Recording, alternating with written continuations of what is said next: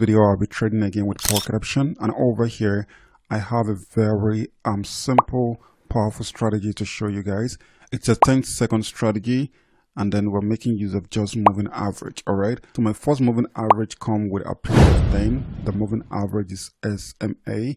On the styles over here, I make use of this green color, and of course I take my line to be on 2 pixel. So that's pretty much all you have to do. So when you're done, you hit save. All right, so second moving average here come with a period of 5. The moving average is SMA. On the styles over here, I make use of white color, and I take my line to be on 2 pixels. So when you're done, you hit save. All right, so this strategy is very powerful, guys. But there's some certain things you always need to put in mind before you use it. And on this video, I'm going to explain in details the perfect moment to always place your trade. So make sure you watch this video all through the end. All right, it's a 10-second strategy. We're using it on 10-second and also 10-second candle time frame. I'm making use of Henneke Ashi candlestick. So that's pretty much all you have to do. So it's an OTC strategy as well. So I'm using this on OTC market. All right. So let me grab the moment right here so that I can explain what you need to say before you enter a trade. So the number one thing we always need to look at before you enter a trade, anytime you see an intersection of a both moving average, you see the white and the green actually crosses each other, giving you a downtrend. That is when we're going to enter a trade, but we're not going to enter a trade until we have a certain confirmation.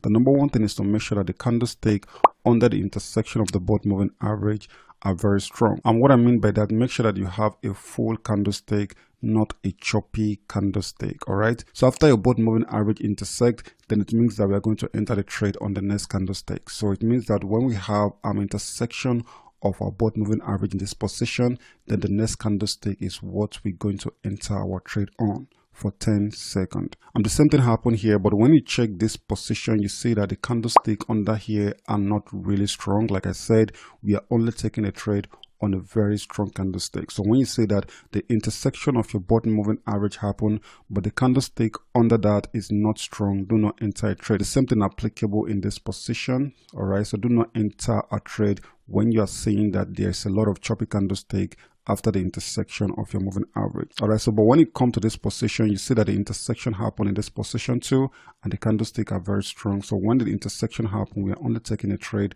on the next candlestick. All right, so there's something applicable here. The intersection happen here, then we're going to enter the trade in this position. The intersection happen here, then we're going to enter our trade in this position. There's something applicable here. All right, so that is how you trade. So when the intersection happen in the overbought condition and you see that your candlestick are very strong, then you place a down trade on the next candlestick. So there's something applicable if I'm going for an up trade. When the intersection happen in an oversold condition and you see that you have a very strong candlestick, then you place your trade on the next candlestick for a higher trade. So right now I'll be analyzing the market. So when I get a good moment, I'm going to come down and enter the trade. All right, guys, this is actually a good moment for me, so I'm going to go for a down trade here real quick. You see that my intersection happened in this particular candlestick, and then I place my trade on the next one. All right, a good one there when the money went there. All right, so always make sure that the candlestick you're placing your trade on is very strong, because you need to have a very perfect condition before you enter a trade, because we are doing this on a very short period of time. I hope you understand. Let's keep analyzing. Okay, guys, I'm checking this out. You see the intersection happen on this particular candlestick. So, but we need to wait to the next candlestick for a confirmation. Okay, this is a good one. Let me place 2 trade on that real quick.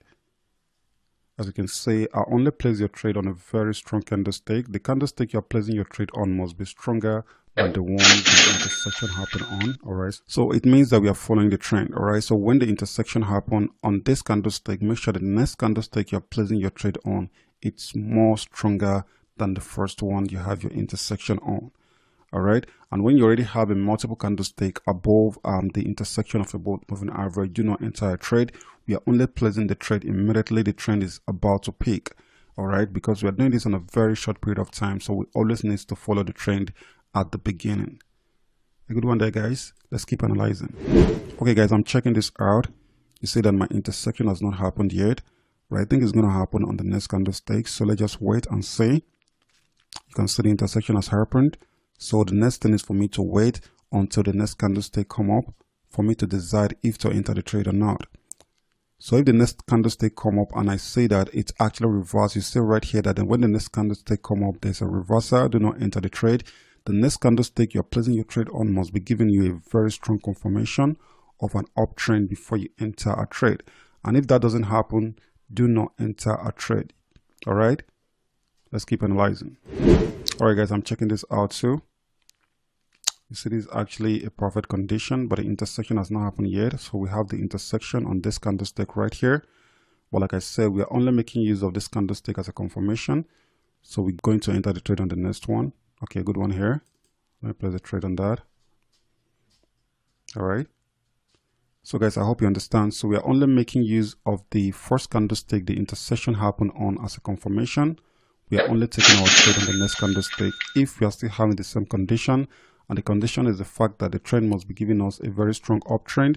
The candlestick we are placing our trade on must be stronger than the previous candlestick generated. All right, I hope you understand.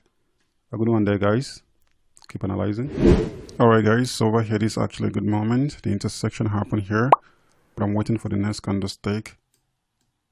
Okay, let me enter this trade real quick. All right. So we're actually making use of this candlestick right here, the one the intersection happened on, as a, should I call it a bait? We are making use of it as a confirmation for the next candlestick. I hope you understand now, guys. So if the next candlestick reverse, do not enter the trade because the next candlestick you're placing the trade on must be stronger than the previous one. All right. A good one there, guys. Let's keep analyzing. Okay, guys, I'm checking this out. So the intersection happened here. Then we're waiting for the next candlestick before we enter the trade. All right. Okay. Enter that trade real quick. Let's wait. A good one here, I think. When the money and that.